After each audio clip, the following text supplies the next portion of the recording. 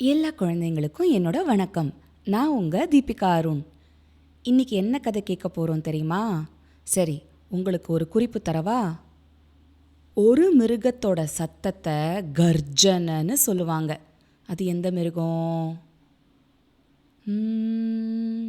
சபாஷ்! இன்னொரு மிருகத்தோட சத்தம் நம்ம எல்லாருமே நம்ம வீட்டில் இருக்கிற ஒருத்தரை கூப்பிடுற சத்தம். அது என்ன? மாடு தான். ஆனால் மாடுக்கு முன்னாடி ஒரு வார்த்தை சேர்த்து சொல்லுங்க. எருமை மாடு இல்லை, காளை மாடு. சரி சரி, இன்னைக்கு நீங்கள் கேட்க போகிற கதை சிங்கமும் காளையும். வெள்ளையங்கிரி மலையில் ஒரு அடர்ந்த காடு இருந்தது. அந்த காட்டில் வலிமையான சிங்கம் ஒன்று வாழ்ந்துட்டு வந்தது. அதுதான் அந்த காட்டோட அரசன்.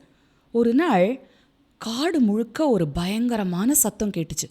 காடே கிடுகிடுன்னு நடுங்கிச்சு. சிங்கத்துக்கே ஒரு நிமிஷம் பயம் வந்துருச்சு. என்ன விலங்குடா இது? நம்ம கூட மோதி ஒருவேளை அது அரசன் ஆயிடுமோ அப்படின்னு சத்தமாக தன்னோட மந்திரியை பார்த்து கேட்டுச்சு. அதுக்கு 2 மந்திரிகள் இருந்தாங்க. 2மே நரிகள். அதில் ஒரு நரி என்ன சொல்லுச்சு? நான் போய் விசாரிச்சுட்டு வந்துடுறேன் மகாராஜா அப்படின்னு சொல்லிட்டு நடந்து போய் சத்தம் வர பாதையில் போய் என்ன ஏதுன்னு பார்த்து திரும்பி வந்துடுச்சு.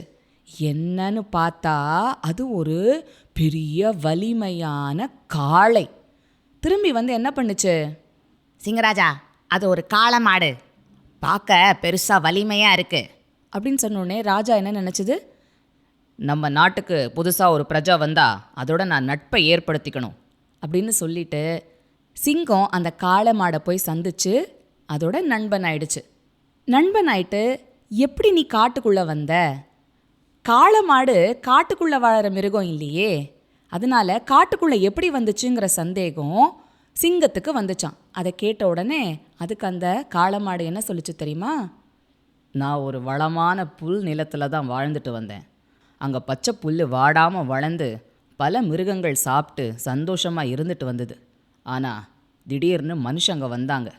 புல் நிலங்களை சாகுபடிக்காகவும் விவசாய நிலமாகவும் மாற்றினாங்க. அதோட மட்டும் இல்லாமல் பக்கத்திலேயே பல தொழிற்சாலைகளையும் கட்டினாங்க. இதனால் நீரோடையோட வழி மாறி தண்ணி குடிக்க இடம் இல்லாமல் போய் புல் வேற எங்கேயும் வளராமல் எல்லா மிருகங்களும் பசியில் வாடி தவிச்சு அவங்க சாப்பாடை தேடி போக ஆரம்பித்தோம். நான் சாப்பாடை தேடி இந்த காட்டுக்கு வந்து சேர்ந்தேன். இங்கே இருக்கிற அழகான நதியையும் பக்கத்தில் இருக்கிற அருவியையும் பறவைகளையும் பார்க்கும்போது மனசுக்கு ரொம்ப நிம்மதியாக இருக்குது. இப்போது உன்ன மாதிரி ஒரு நண்பனும் கிடச்சதில் எனக்கு ரொம்ப சந்தோஷம் அப்படின்னு காளை மாடு சொன்னதை கேட்டு சிங்கத்துக்கும் ரொம்ப சந்தோஷமாக ஆயிடுச்சான். ஆனால் சந்தோஷம் இல்லாமல் 2 பேர் இருந்தாங்க. அது யாருன்னு யோசிக்கிறீங்களா? அந்த 2 நரி மந்திரிகளும் தான். அந்த 2 நரிகளுக்கும் தான் சிங்கராஜாவோட ரொம்ப நெருங்கின நண்பர்களாக இருக்கணும்னு ஆசை. ஆனால் சிங்கராஜா காளை மாடோட சேர்ந்து ரொம்ப நெருங்கின நண்பனானது இந்த 2 நரிக்கும் பிடிக்கவே இல்லை. பொறாமை வந்துடுச்சு. பொறாமைனா என்ன தெரியுமா உங்களுக்கெல்லாம்? அடுத்தவங்களை பார்த்து பொறாமைப்படுறது நல்லதா குழந்தைங்களா? பொறாமை ரொம்ப தீய குணம் இல்லை? சரி, பொறாமை வந்த நரிங்க என்ன பண்ணுச்சுன்னு தெரிஞ்சுக்கலாமா? அடடா, இந்த காளை நம்ம இவ்வளோ நாளாக சிங்கராஜா கூட இருந்த உறவை முறிச்சு விட்டுரும் போல இருக்கே. நம்ம இதை ஏதாவது ஒன்று பண்ணியே ஆகணும் அப்படின்னு ஒரு நரி சொல்லிச்சான். இன்னொரு நரி, எனக்கு ஒரு யோசனை இருக்குது அப்படின்னு சொல்லி நரி காதில் அதோட யோசனையை சொல்லிச்சான். சபாஷ், சரியான யோசனை, இதை நம்ம செயல்படுத்துவோம் அப்படின்னு சொல்லிட்டு ஒரு நரி சிங்கத்துக்கிட்டேயும் இன்னொரு நரி காளை மாடுக்கிட்டேயும் போச்சான். அங்கே போய் என்ன பண்ணுச்சு தெரியுமா? சிங்கத்துக்கிட்ட போன நரி சொல்லிச்சான், சிங்கராஜா, நீங்கள் நண்பன்னு நினச்சி சுற்றிக்கிட்டு இருக்கிற அந்த காளை மாடு ஒரு நாள் உங்களை கொன்னுட்டு இந்த காட்டுக்கு ராஜாவாகலான்னு தான் திட்டம் போடுது, தெரியுமா உங்களுக்கு அப்படின்னு சொல்லிச்சான். இதே காளை மாட்டுக்கிட்ட போன நரி என்ன சொல்லிச்சு தெரியுமா? சிங்கத்தை போய் நண்பனாக வச்சுருக்கியே, ஒரு நாள் அதுக்கு பசி வந்துச்சுன்னா உன்னையே அடித்து சாப்பிட்டுடும், ஜாக்கிரதையாக இருந்துக்கோ, நான் சொல்கிறத சொல்லிட்டேன் அப்படின்னு சொல்லிச்சான்.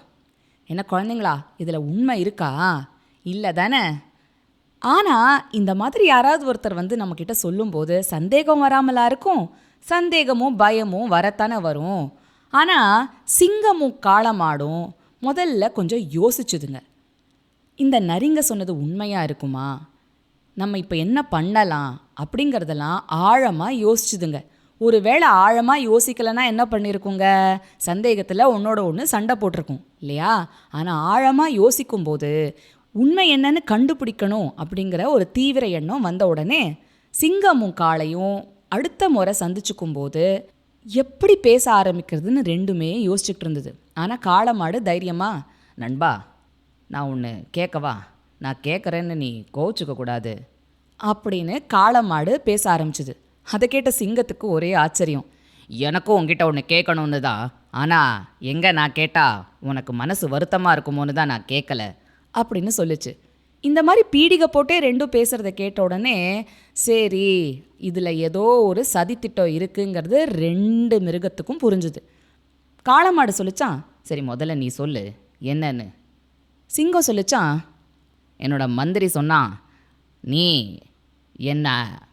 என்னோட சண்டை போட்டு என்னை கொன்னுட்டு இந்த காட்டுக்கு அரசனாகணும்னு திட்டம் போடுறேன்னு. அது உண்மையா நண்பா? அதை கேட்ட மாடு, சே, அந்த மாதிரி ஒரு எண்ணம் இருந்தால் கூட நான் ஒரு துரோகி தானே.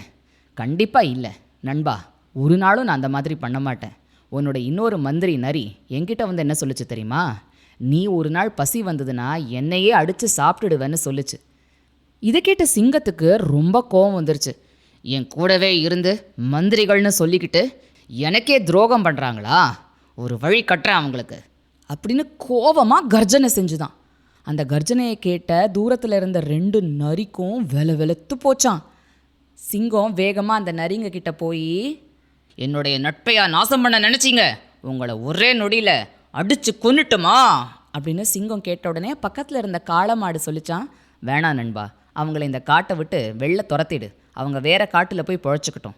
வன்முறை எதுக்குமே ஒரு தீர்வாகாது நண்பா அப்படின்னு சொன்ன உடனே சிங்கமும் தன்னோட நண்பன் சொல்கிறது ரொம்ப சரியான விஷயம் அப்படின்னு தெரிஞ்சுக்கிட்டு அந்த ரெண்டு நரிகளையும் காட்டை விட்டே துரத்திருச்சான்.